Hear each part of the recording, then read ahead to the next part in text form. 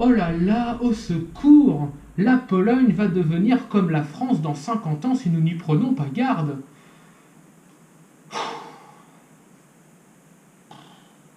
Bon, vous l'aurez compris, aujourd'hui, on va parler d'un phénomène psychologique, un biais cognitif, on appelle ça le biais de négativité.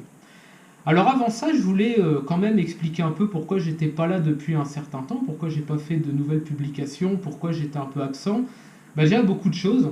Le boulot prend beaucoup de temps. Enfin, moi je suis on va dire dans une sphère où ça demande quand même pas mal d'énergie, vendeur agressif, etc. Du coup, c'est vrai que ça rapporte, certes, mais c'est beaucoup d'investissement, beaucoup d'énergie, beaucoup, on va dire, d'efforts à mettre, etc. Et c'est vrai qu'on n'a pas toujours le temps d'être régulier. La boîte où j'étais a fermé, donc je n'ai pas travaillé pendant exactement 2 mois et demi. Donc j'ai pris 2 mois et demi, pas parce que j'ai pas trouvé autre chose, parce que j'ai décidé de me reposer. J'étais un peu en République tchèque, j'étais dans le sud de la Pologne, j'ai fait un petit séjour en France, mais ultra rapide de 2 semaines, ce qui fait que j'ai eu le temps de voir que ma mère et encore en coup de vent un peu mon père pour faire des travaux dans le jardin, etc. et tout. Retourner en Pologne, et puis là, du coup, j'ai retrouvé à bosser, on va rigoler un peu, voilà, ça va être assez sympa. Donc non, non, hein, les haters, je sais qu'il y en a qui regardent mes vidéos, ceux qui peuvent pas me blairer, c'est très bizarre d'ailleurs de regarder des vidéos d'un mec qu'on n'aime pas, j'ai jamais trop compris le principe, moi je le fais pas, mais apparemment certains ont du temps à perdre. Non, non, je suis pas au chômage, et non, non, je suis pas à la rue, sur la paille, non, non, ça va très bien. Ne débouchez pas tout de suite le champagne, c'est pas pour demain, vous me verrez, c'est pas pour demain, c'est pas pour demain, je peux vous le dire. Voilà, c'était la petite mise au point sur le fait de pourquoi j'étais pas là. Ensuite, on va parler aujourd'hui d'un type de personnes qui pourrissent beaucoup la vie des expats, on va dire stables psychologiquement, c'est-à-dire en gros des gens qui nous accusent, nous, en fait, d'être des empêcheurs de tourner en rond, en gros d'être des gens qui apportent une solution concrète, pratique, applicable dans l'immédiat aux problèmes qu'on sait qui existent en France. Vu qu'on est sur YouTube, ne m'en voulez pas si je ne suis pas aussi radical que quand vous le voyez dans la vraie vie, etc. C'est normal, vous savez ce que c'est, la modération, tout ça, tout ça. Bon, nous sommes entre gentlemen, entre gens civilisés. On va utiliser des petites expressions, des périphrases qui font que vous allez comprendre ce dont je vous parle, mais on ne va pas être aussi expressif qu'on est dans la vraie vie, ce qui est tout à fait normal. Donc, certaines personnes n'ont... Je ne sais pas comment vous dire. On va prendre un exemple extrêmement simple. On va parler du biais de négativité. Et là, commencez pas à me gonfler parce que vous n'aimez pas qu'on parle de psychologie, etc. Je suis désolé, il faut en parler, c'est important. Euh, Vous êtes entre potes, ou alors vous êtes en famille. C'est l'été, il fait beau, voilà, on boit un petit truc, voilà, un petit coup de rosé, un petit coup de blanc, une petite bière, voilà, un petit truc qui fait plaisir, voilà, on est bien, on mange, etc. Un petit apéro, des chips, du saucisson, des machins, et on fait les grillades, puis en général, quand c'est l'été, avec les grillades, on fait pas des machins, voilà, on fait pas des patates, des trucs comme ça qui pèsent quand même sur le bide, quoi. On fait une petite salade composée normale, quoi, on va dire de la tomate, du concombre, des œufs, des dés de gruyère, du fromage, vous n'avez pas le gruyère, vous prenez du comté, je sais pas, etc. Des olives, par exemple, voilà, des choses comme ça. Réparties de manière assez équitable, quoi, pour pas qu'il y ait un truc en trop par rapport aux autres, quoi. Puis vous servez à tout le monde, et vous avez toujours un mec qui va vous dire eh, putain, regarde-moi ça, pourquoi t'as mis autant d'olives là? T'en as mis une bassine, je déteste ça. Retenez ce que je viens de dire. Alors que concrètement, il a 3 olives dans son assiette. Je dis pas 3 pour faire une figure rhétorique, il y a vraiment, factuellement, 3 olives dans son assiette.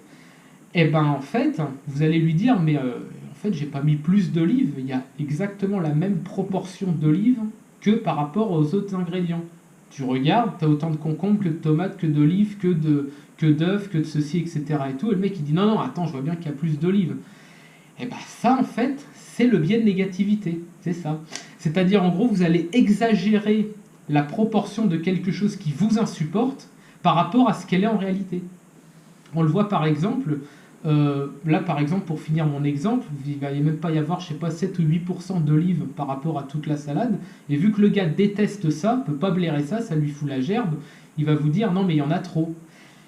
On sait ce qui nous fout la gerbe à nous, on va dire les pro-européens, pour pas dire un autre mot.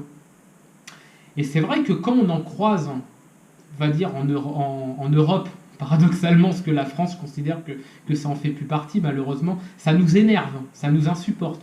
Je suis d'accord. Je ne suis pas en train de relativiser le sentiment qu'on a quand on en croise ou quand on en voit, etc. Je ne dis pas le contraire. Je dis simplement que ce que vous voyez en général, c'est des touristes ou des étudiants. C'est rarement des gens qui sont installés là. Okay, donc ça, c'est la première chose. Ensuite, vous en voyez combien et par rapport aux proportions en France. Vous rigolez un peu, les mecs. La Pologne, ça fait 31 ans qu'elle est ouverte. 31 ans. Pour justement contrer un peu toutes les conneries justement des catastrophistes qui vous disent que la Pologne, ça va être Paris dans 20 ans, j'ai sorti 2-3 petites pages officielles avec des stats justement ethniques, etc. sur la Pologne, qui datent d'il y a 1 an, de 2 ans pour les plus anciennes. Donc ça ne bouge pas beaucoup.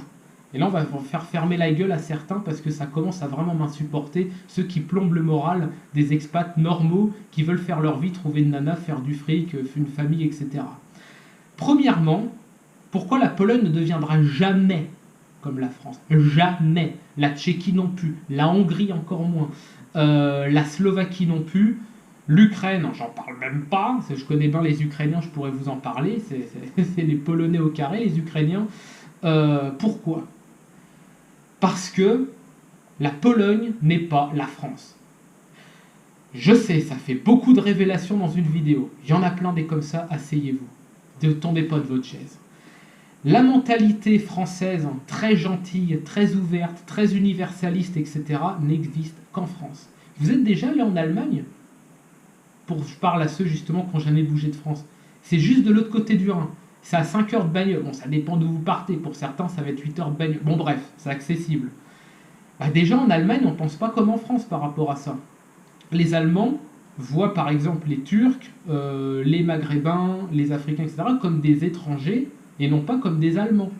Je ne dis pas que c'est des monstres assoiffés de sang qui veulent leur faire du mal ou quoi que ce soit. C'est pas ça du tout. Mais ce ne sont pas des Allemands. Et ils le savent.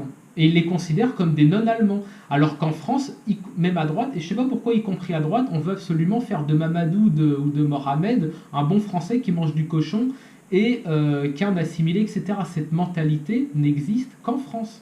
Il faut vraiment le comprendre. Ça n'existe pas en Pologne, ça n'existe pas en Tchéquie, ça n'existe pas en Hongrie, en Ukraine non plus, dans les pays baltes non plus, dans le nord des Balkans non plus. Enfin, en fait, dans toute la zone qui intéresse potentiellement les gens pour l'expatriation. Donc, en fait, il faut vraiment se mettre dans la tête que quand on vous dit, par exemple, que parce que vous avez croisé des touristes congolais ou je sais pas quoi à Varsovie, en fait, c'est foutu. Non. Non. Déjà, en Pologne, il faut comprendre un truc. La Pologne n'est pas attractive comme la France, par exemple. Je parle de la Pologne, mais vous pouvez remplacer Pologne par Tchéquie, Hongrie, etc. Selon vos affinités, selon le pays qui vous intéresse. Je suis en Pologne, du coup, j'en parle. Et ça fait 3 ans, donc j'ai quand même un certain recul. Bon, pour être en Pologne, il faut bosser. Vous vous rendez pas compte, vous, parce que pour vous, le travail, c'est normal. Travailler pour avoir des sous, etc. Je suis pas en train de faire l'éloge de bosser en usine ou de faire des boulots difficiles. Moi, par exemple, je fais au contraire l'éloge de la loi de Pareto, c'est-à-dire 20% d'efforts pour 80% de résultats. Vous voyez, c'est-à-dire l'inverse de l'usine, 80% d'efforts pour 20 de résultats. Voilà.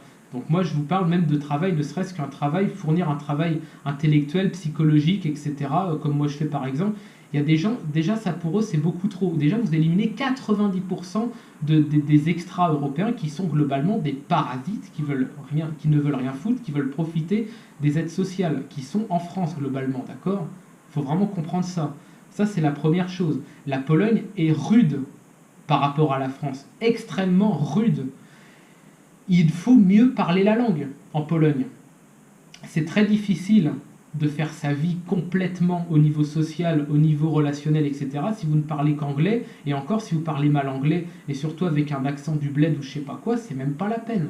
Donc en fait, par rapport à ça, ce n'est pas vrai. Voilà, déjà, on a éliminé 90% des extras, vous voyez. Ça, c'est la première chose. D'ailleurs, dans les cartes en Afrique qui circulent par rapport aux pays les plus accueillants en Europe, parce que la plupart des, je vais dire un gros mot là, la plupart des Africains veulent venir en Europe, une extrême majorité, malgré ce qu'ils disent, malgré toute l'arnaque du panafricanisme et tout ça, ils veulent des blanches, ils veulent des aides, ils veulent rien foutre, ils veulent être des sultans, quoi. Bah, leur pays de destination premier, c'est la France. J'insiste là-dessus, c'est la France. Et les pays en tout dernier, même non désirables, bah, c'est toute la zone Visegrad, Intermarium, etc. Voilà. Deuxième chose, pour vivre en Pologne, vous ne pouvez pas vivre illégalement en Pologne. Ce qui est paradoxal, c'est qu'en fait, la France est un enfer administratif pour les Français, mais c'est le paradis en fait pour les extra-européens. La Pologne, c'est parfaitement l'inverse. C'est absolument libre au niveau administratif, c'est-à-dire qu'il n'y a pas de formalité comme en France où il faut déclarer machin, etc. Vous êtes, on va dire, persécuté fiscalement, administrativement, etc. Par contre, le peu d'administratif qu'il y a est déterminant. Exemple, si vous n'avez pas un certificat de résidence en Pologne, vous ne pouvez pas louer d'appart, par exemple, ou de PESEL. C'est équivalent, on va dire, en termes de valeur administrative, les deux. C'est pas grand-chose à obtenir, ça prend 3 semaines, mais il les faut. Voilà. Et ça, pour obtenir ça, il faut être déclaré. Il faut être légal en Pologne. Si vous n'êtes pas légal, si vous êtes juste un touriste crasseux, pouilleux d'Inde, du Pakistan ou d'Algérie ou je sais pas quoi, vous ne l'avez pas, ça. Voyez. Donc là, déjà, en fait, c'est pareil, ça fait un énorme filtre. Ensuite, c'est ce que j'expliquais aussi, quand vous croisez, par exemple, la plupart des extras à Varsovie ou dans des grandes villes, ce sont des touristes qui se foutent le camp la semaine suivante ou dans les 3 jours. Donc en fait, arrêtez de vouloir nous traiter d'empêcheurs de tourner en rond et de vouloir dramatiser quelque chose qui n'a pas à être dramatisé. Donc je répète, il faut bosser, gros filtre, il faut à terme, parler la langue. Un deuxième, il était caché, c'est toujours comme ça, j'ai bien bouffé ce midi, il était caché, voilà. Il faut parler la langue. Deuxième filtre, il faut être légal, sinon on n'a rien, on n'a pas de boulot, on n'a pas d'appart, on n'a rien. Troisième filtre. Et ensuite, il faut comprendre ce que c'est. Quand on est un extra, je ne vais pas les plaindre, hein. Moi personnellement, ça me plaît, ça me va très bien cette situation. Ce que c'est que d'essayer de draguer, moi je l'ai vu faire à Varsovie, des extras qui essayent de draguer des blondes, des belles blanches, etc. et se prendre des râteaux à chaque coin de rue. Je l'ai vu ça à Varsovie, des mecs qui essayent en se disant Varsovie c'est la capitale, ça va bien se passer. Non, non, non, non. Ça, pour eux, c'est moralement insupportable. Parce que les mecs de gauche en France vous les vendent comme des super-héros, voilà le héros malien ou je sais pas quoi et tout. C'est pas vrai, c'est faux. C'est des chips. Les mecs sont des chips. Faut vraiment comprendre ça. Les mecs sont des putains de chips. Et ça, il faut vraiment l'intégrer et vous le constatez. Parce qu'ils pourront pas hurler au racisme ou je sais pas quoi. Il n'y a pas d'association comme ça en Pologne. Ça n'existe pas. Ça n'existe pas. Ni en Pologne, ni en Tchéquie, ni en Slovaquie, ni en Hongrie, voilà, en Lituanie. L'association des antiracistes anonymes en Bulgarie, j'aimerais bien la voir. Je pense que je rigolerai 2 minutes. Bon, voilà, ça c'était pour vous expliquer. Non, la Pologne ne deviendra jamais comme la France, jamais.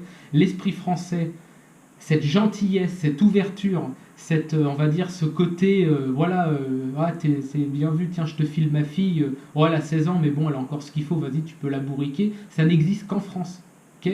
Ça n'existe qu'en France. En France, on aime bien Mamadou, par contre, on crache toujours sur les Allemands et sur les Anglais et puis sur les Italiens, vous voyez? C'est ça, en fait, la France. En Pologne, c'est l'inverse.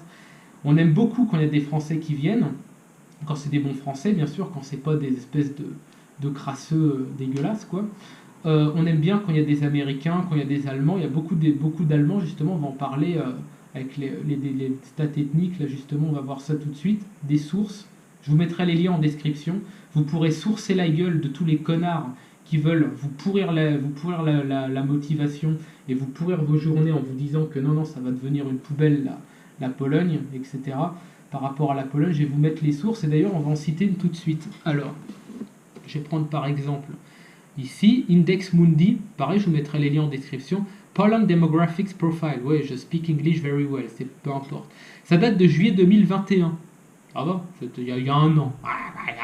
Il y a un an, ça va, il y a un an et un mois. Bon. Polish, 97%. Et là, on va voir le sophisme de la solution parfaite. C'est pas 100%, donc c'est pas bien. Ta gueule! Ensuite, allemand, 0,2, ukrainien, 0,1, autre et non spécifié, 1,7. Alors maintenant, j'ai une question. Vous allez me faire chier pour les 1,7%, je le rappelle, en 31 ans d'ouverture du pays. Ok?